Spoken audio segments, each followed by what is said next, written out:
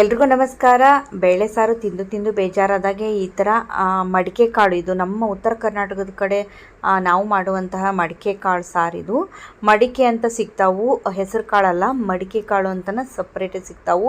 ಕೆಲವೊಬ್ರಿಗೆ ಗೊತ್ತಿಲ್ಲ ಬೆಂಗಳೂರು ಸೈಡ್ನವ್ರಿಗೆ, ಅದ್ರ ಸಂಬಂಧ ನಾನು ಮತ್ತೆ ಹೇಳ್ತಾ ಇರೋದು. ಮಡಿಕೆ ಕಾಳು ಇವನ್ನ ಏನು ಮಾಡಬೇಕು ಅಂತಂದ್ರೆ ನೀರೊಳಗೆ ನೆನೆಸಿ ಮಾರ್ನಿಂಗ್ ನಾವು ನೀರೊಳಗೆ ಹಾಕಿ ನೆನೆಸಿದ್ವಿ ಅಂತಂದ್ರೆ ಸಾಯಂಕಾಲ ನೆಂದಿರ್ತಾವಲ್ಲ, ಒಂದು ಬಟ್ಟೆ ಒಳಗೆ ನಾವು ಒಂದು ಕಾಟನ್ ಬಟ್ಟೆ ಒಳಗೆ ಕಟ್ಟಿಟ್ರೆ ಮರುದಿನ ನಾವು ಮೊಳಕೆ ಬಂದಿರ್ತಾವಲ್ಲ ಆವಾಗ ನಾವು ಯೂಸ್ ಮಾಡ್ಕೋಬೋದು. ಮೊಳಕೆ ಬರಿಸಿದ ಕಾಳಿಂದ ನಾವು ಮಾಡೋದ್ರಿಂದ ಟೇಸ್ಟು ಚೆನ್ನಾಗಿರ್ತೈತಿ ಮತ್ತು ಪದೇ ಪದೇ ಬೇಳೆ ಸಾರು ತಿಂದು ತಿಂದು ಬೇಜಾರು ಅನಿಸಿರ್ತೈತಿ. ಯಾವಾಗಾದರೂ ಒಮ್ಮೆ ಈ ಥರ ಮಾಡ್ಕೊಂಡು ತಿನ್ನೋದ್ರಿಂದ ಆರೋಗ್ಯಕ್ಕೂ ಒಳ್ಳೆಯದು. ಹೀಗಾಗಿ ಈಗ ಹೆಂಗೆ ಮಾಡೋದು ಅನ್ನೋದನ್ನು ತೋರಿಸ್ತಾ ಇದ್ದೇನೆ ನೋಡಿರಿ. ಒಂದು ಪ್ಯಾನ್ ಇಟ್ಕೊಂಡು ಒಂದು ದೊಡ್ಡ ಸೈಜಿನ ಈರುಳ್ಳಿನ 2 ಕಟ್ ಮಾಡ್ಕೊಂಡಿನಿ ಈ ಥರ. ಯಾಕಂತಂದರೆ ಇದನ್ನು ಮಿಕ್ಸರ್ ಮಾಡಿ ಸಣ್ಣ ಮಾಡ್ಕೋಬೇಕಲ್ಲ, ಅದ್ರ ಸಂಬಂಧ ನಾನು ದೊಡ್ಡಕ್ಕಾಗಿ ಕಟ್ ಮಾಡ್ಕೊಂಡಿನಿ. ಸ್ವಲ್ಪ ಎಣ್ಣೆ ಹಾಕ್ಕೊಂಡು ಇದನ್ನು ಚಲೋ ಹೊತ್ನಾಗ ಹಸಿ ಸ್ಮೆಲ್ ಹೋಗೋವರೆಗೂ ಹುರ್ಕೋಬೇಕು. ಅದ್ರ ಜೊತೆಗೆ ನಾನು ಒಂದು ಸ್ವಲ್ಪ ಶುಂಠಿ ಮತ್ತು ಬೆಳ್ಳುಳ್ಳಿ ಹೆಸರನ್ನ ಹಾಕ್ಕೊಂಡಿನಿ.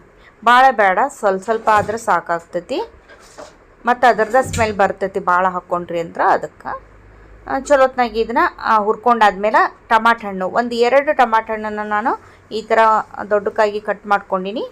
ಇದನ್ನು ಕೂಡ ನಾವು ಈರುಳ್ಳಿ ಒಳಗನ ಹುರ್ಕೊಳ್ಳೋಣಂತ. ಚಲೋತ್ನಾಗಿ ಹಸಿ ಸ್ಮೆಲ್ ಎಲ್ಲ ಹೋಗಿರಬೇಕು, ಅಲ್ಲಿವರೆಗೂ ನಾವು ಹುರ್ಕೋಬೇಕು ಇದನ್ನ. ಯಾರೆಲ್ಲ ಹೊಸದಾಗಿ ಫಸ್ಟ್ ಟೈಮ್ ನೋಡಕತ್ತೀರಿ, ಇನ್ನೂ ನನ್ನ ಚಾನಲ್ನ ಸಬ್ಸ್ಕ್ರೈಬ್ ಮಾಡಿಲ್ಲ, ಸಬ್ಸ್ಕ್ರೈಬ್ ಮಾಡ್ಕೊಂಡು ನೋಡೋದ್ರಿಂದ ಡೈಲಿ ನಾನು ಹಾಕುವಂತಹ ಅಡುಗೆ ರೆಸಿಪೀಸ್ ಎಲ್ಲ ನಿಮ್ಗೆ ಬಂದು ಮುಟ್ತಾವು. ಅಂದ್ರೆ ನಮ್ಮ ಉತ್ತರ ಕರ್ನಾಟಕದ ಕಡೆ ನಾವು ಯಾವ ಥರ ಮಾಡ್ತೀವಿ ಅನ್ನೋದು. ಹೀಗಾಗಿ ಚಟ್ನಿ ಆಯಿತು, ಎಲ್ಲ ರೆಸಿಪೀಸ್ನ ನಾನು ಮಾಡಿ ತೋರಿಸೀನಿ. ನೋಡಿಲ್ಲ ಅನ್ನೋರು ನೋಡ್ಕೊಂಬರ್ರಿ. ಈಗ ಚಲೋತ್ನಾಗಿ ಈರುಳ್ಳಿ ಮತ್ತು ಬೆಳ್ಳುಳ್ಳಿ ಮತ್ತು ಶುಂಠಿ ಟಮಾಟೊ ಎಲ್ಲನೂ ಹುರ್ಕೊಂಡಾದ್ಮೇಲೆ ಇದಕ್ಕೆ ಸ್ವಲ್ಪ ಚಕ್ಕೆ, ಭಾಳ ಬೇಡ, ಭಾಳ ಮಸಾಲೆ ಇದ್ರೆ ಚಲೋ ಆಗಂಗಿಲ್ಲ. ಅದಕ್ಕೆ ಸ್ವಲ್ಪ ಚಕ್ಕೆ ಮತ್ತು ಕಾಳು ಮೆಣಸು, ಒಂದು 5-6 ಕಾಳು ಮೆಣಸು ಹಾಕ್ಕೋಬೇಕು ಇದ್ರೊಳಗನ.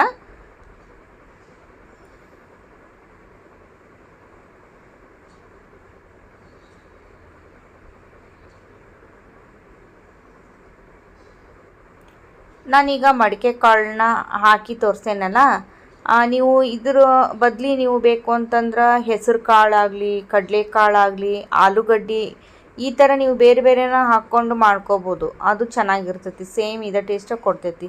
ನೆಕ್ಸ್ಟು ನೋಡಿರಿ, ನಾನೀಗ ಕೊಬ್ಬರಿ, ನಾನು ಸಣ್ಣ ಕಟ್ ಮಾಡಿದ ಕೊಬ್ಬರಿನ ಹಾಕ್ಕೊಳಕತ್ತೀನಿ. ಹಸಿ ಕೊಬ್ಬರಿ ಇದು, ಭಾಳನೂ ಹಾಕ್ಕೋಬೇಡ್ರಿ, ಒಂದು ಅರ್ಧ ಬಟ್ಲಾದ್ರೆ ಸಾಕಾಗ್ತೈತಿ. ಇದನ್ನ ಒಂದು ಸ್ವಲ್ಪ ಹಂಗೆ ಕೈ ಆಡಿಸ್ಕೋಬೇಕು. ಮತ್ತು ಕೊತ್ತಂಬರಿ ಸೊಪ್ಪು ಕೂಡ ನಾನು ಹಾಕಿ ನೋಡ್ಬೋದು. ಈಗ ಚಕ್ಕಿ ಮತ್ತು ಕಾಳು ಮೆಣಸನ್ನ ಈ ಟೈಮ್ನಾಗ ಹಾಕ್ಕೊಳಕತ್ತೀನಿ. ಇದು ಕಾಳು ಮೆಣಸು, ಒಂದು 5-6 ಕಾಳು ಮೆಣಸು, ಚಕ್ಕಿ ಸ್ವಲ್ಪ ನೋಡ್ರಿ, ಇಷ್ಟಾದ್ರೆ ಸಾಕು. ಇದೊಂದು ಸ್ವಲ್ಪ ಆರಕ್ಕೆ ಬಿಡೋಣ ಅಂತ ಗ್ಯಾಸ್ ಆಫ್ ಮಾಡ್ಕೊಂಡಿನಿ. ಆರಿಂದ ಮಿಕ್ಸರ್ ಜಾರಿಗೆ ಹಾಕ್ಕೊಂಡು ಇದನ್ನು ಸಣ್ಣಗೆ ಪೇಸ್ಟ್ ಮಾಡ್ಕೊಂಡು ಬರೋಣ ಅಂತ. ಮೇನಾಗಿ ಇದೆ ಮಸಾಲ ಈ ಸಾಂಬಾರಿಗೆ. ಇದನ್ನು ಬೇಕು ಅಂತಂದ್ರೆ ನೀವು ಚಪಾತಿ ಜೋಡಿ, ರೊಟ್ಟಿ ಜೋಡಿ, ಅನ್ನ ಎಲ್ಲದಕ್ಕೂ ಒಳ್ಳೆ ಕಾಂಬಿನೇಷನ್ ಇದು. ಸಾರು ನಿಮ್ಗೆ ಗಟ್ಟಿ ಬೇಕಂದ್ರೆ ಗಟ್ಟಿ ಮಾಡ್ಕೋಬೋದು, ಇಲ್ಲ ಸ್ವಲ್ಪ ನೀರಾಗಿ ಅಂದ್ರೆ ಅನ್ನದ ಜೋಡಿ ಬೇಕು ಅಂತಂದ್ರೆ ನೀರಾಗಿ ಕೂಡ ಮಾಡ್ಕೋಬೋದು. ಈಗ ನಾನು ಒಂದು ಸ್ವಲ್ಪ ಹಾರಾಕಿಡಾಕತ್ತೀನಿ ನೋಡ್ರಿ. ಈಗ ಮೊಳಕೆ ಬರ್ಸಿದ್ದನ್ನು ಕಾಳನ್ನ ತೋರ್ಸಕತ್ತೀನಿ ನಿಮ್ಗೆ. ಈ ಥರ ಮೊಳಕೆ ಬರ್ಸಿದ ಕಾಳನ್ನ ರೆಡಿ ಮಾಡಿ ಇಟ್ಕೊಂಡಿನಿ ನಾನೀಗ ಮಿಕ್ಸರ್ ಜಾರಿಗೆ. ಆರೈತೆ ನೋಡ್ರಿ. ಈಗ ಎಲ್ಲನೂ ಹಾಕ್ಕೊಂಡು ಸ್ವಲ್ಪ ನೀರು ಹಾಕ್ಕೊಂಡು ಸಣ್ಣಗೆ ಪೇಸ್ಟ್ ಮಾಡ್ಕೊಂಡು ಬರೋಣ.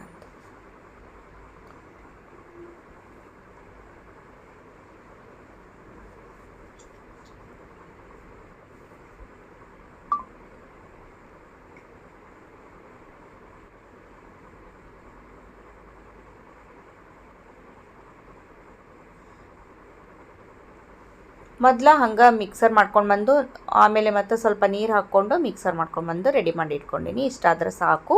ಈಗ ಗ್ಯಾಸ್ ಆನ್ ಮಾಡಿಕೊಂಡು ಒಂದು ಬಾಳಿಗೆ ಇಟ್ಕೊಂಡಿನಿ. ಒಗ್ಗರಣೆ ಹಾಕ್ಕೊಳ್ಳೋಣಂತ ಇದಕ್ಕೆ.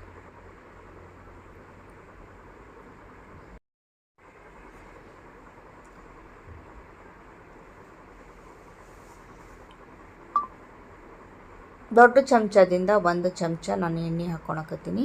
ಅಡುಗೆ ಎಣ್ಣೆನ ಸ್ವಲ್ಪ ಕಾಯಿಲಿದು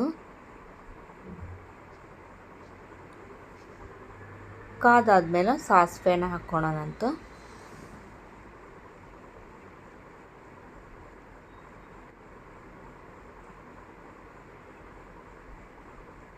ಸಾಸಿವೆ ಚಟ್ಪಟ್ ಅಂತ ಸಿಡ್ದಿಂದ ಒಂದು ಸ್ವಲ್ಪ ಖಾರದ ಪೌಡ್ರ್ ಹಾಕ್ಕೊತೀನಿ. ಸ್ವಲ್ಪ ಖಾರ ಒಂದು ಸ್ವಲ್ಪ ಜಾಸ್ತಿನೇ ಹಾಕ್ಕೊಳ್ರಿ, ಟೇಸ್ಟ್ ಚೆನ್ನಾಗಿರುತ್ತೆ ಖಾರವಾಗಿ. ಈಗ ನಾನು ಖಾರದ ಪೌಡ್ರು ಹಾಕ್ಕೊಂಡಾದ್ಮೇಲೆ ಅರಿಶಿನದ ಪೌಡ್ರು, ಸ್ವಲ್ಪ ರುಚಿಗೆ ತಕ್ಕಷ್ಟು ಉಪ್ಪು,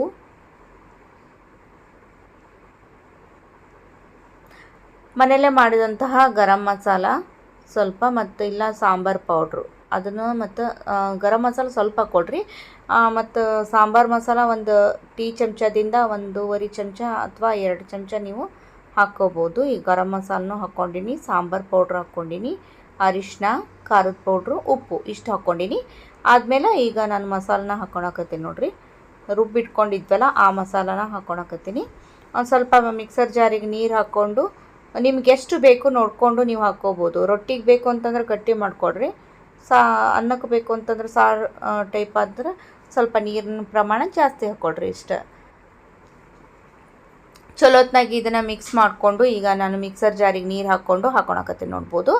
ಇದನ್ನು ಸ್ವಲ್ಪ ಹೊತ್ತು ಒಂದು 2-3 ನಿಮಿಷ ನಾವು ಚಲೋತ್ನಾಗಿ ಬೇಯಿಸ್ಕೋಬೇಕು, ಭಾಳತ್ತೇನು ಬೇಡ. ಯಾಕಂದ್ರೆ ನಾವೆಲ್ಲನೂ ಹುರಿದು ಮಿಕ್ಸರ್ ಮಾಡಿರ್ತೀವಲ್ಲ, ಹಸಿ ಸ್ಮೆಲ್ಲೆಲ್ಲ ಹೋಗಿರ್ತೈತಿ. ಒಂದು 2-3 ನಿಮಿಷ ಇದನ್ನ ಕುದಿಸೋಣಂತ. ಕುದಿಸಾದ್ಮೇಲೆ ಇದು ಕುದಿ ಬರುವಾಗ ನಾವು ಒಂದು ಸ್ವಲ್ಪ ಮಡಿಕೆ ಕಾಳನ್ನ ಕುಕ್ಕರ್ನ ಹಾಕಿ ನೀರನ್ನ ಹಾಕಿ ಸ್ವಲ್ಪ ಉಪ್ಪು ಹಾಕಿ ಬೇಯಿಸ್ಕೊಂಡು ರೆಡಿ ಮಾಡಿ ಇಟ್ಕೊಂಡೀನಿ. ಅದನ್ನು ತೋರಿಸಿಲ್ಲ ನಾನು. ಸ್ವಲ್ಪ ಬೇಯಿಸಿ ಇಟ್ಕೊಂಡ್ವಿ ಅಂತಂದ್ರೆ ಬೇಗನೆ ಕುದ್ಬಿಡ್ತೈತಿ. ಇಲ್ಲ ನಾವು ಹಸಿದು ಡೈರೆಕ್ಟಾಗಿ ಸಾರೊಳಗೆ ಹಾಕಿದ್ರೆ ಬೇಗ ಬೇಯೋದಿಲ್ಲ. ಅದ್ರ ಸಂಬಂಧ ನಾನು ಕುಕ್ಕರ್ನಾಗ ಹಾಕ್ಕೊಂಡು ಬೇಯಿಸ್ಕೊಂಡು ರೆಡಿ ಮಾಡಿ ಇಟ್ಕೊಂಡಿನಿ ಕಾಳನ್ನ.